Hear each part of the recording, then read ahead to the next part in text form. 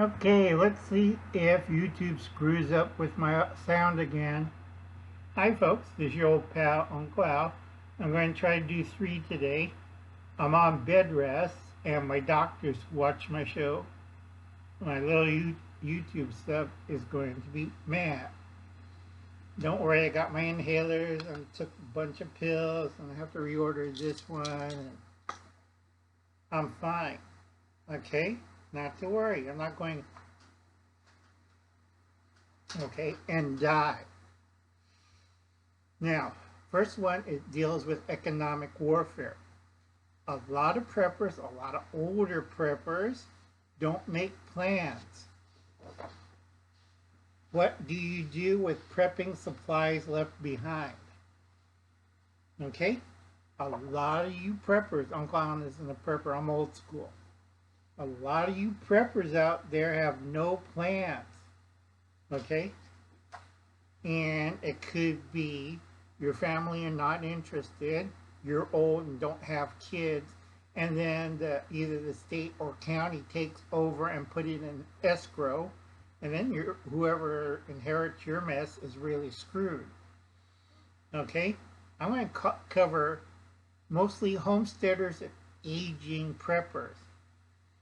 Okay? I tell everybody, if you make the wrong decision, your family is going to pay for it. I know a lot of you, yeah, we're Rambo. Your family's got to figure, oh, Uncle Charles or Grandpa Jones were kind of in the head. They had enough arsenal.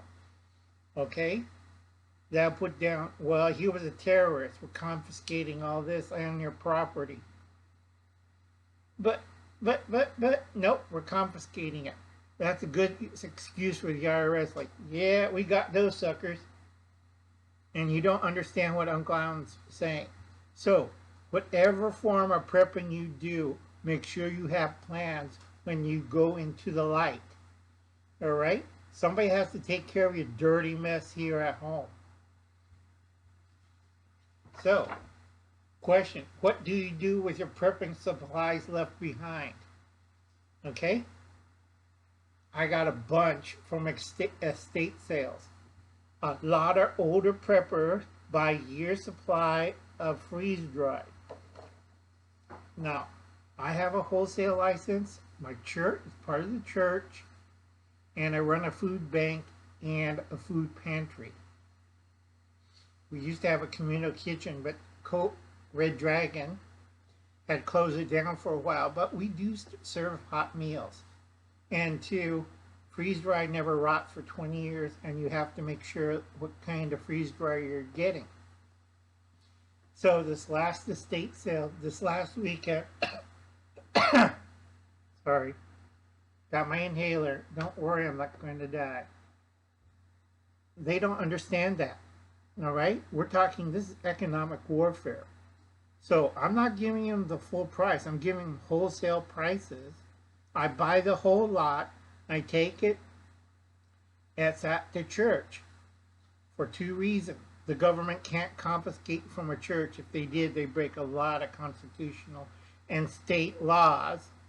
I know Utah and some parts of the West are really mad at the federal government over this.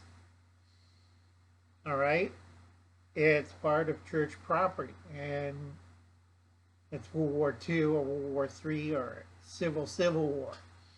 Okay?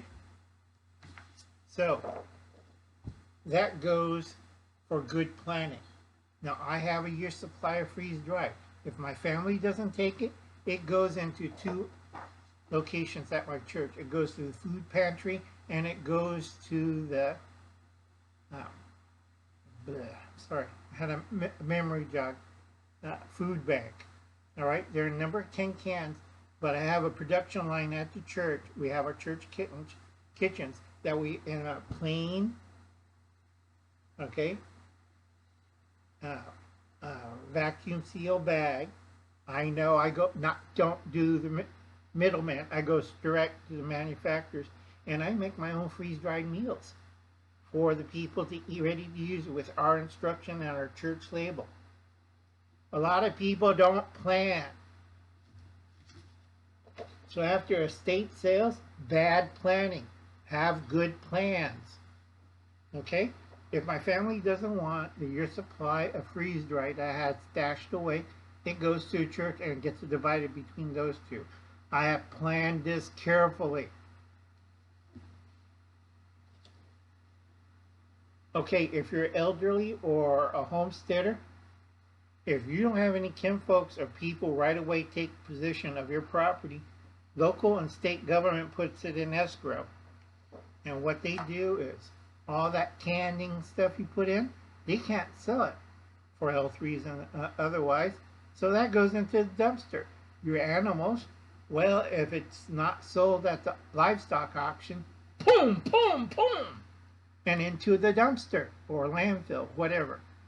Okay, so you have to make plans that your resources are not being wasted or get rid of for a profit by your local state government. State and local government. I dealt with those jokers before.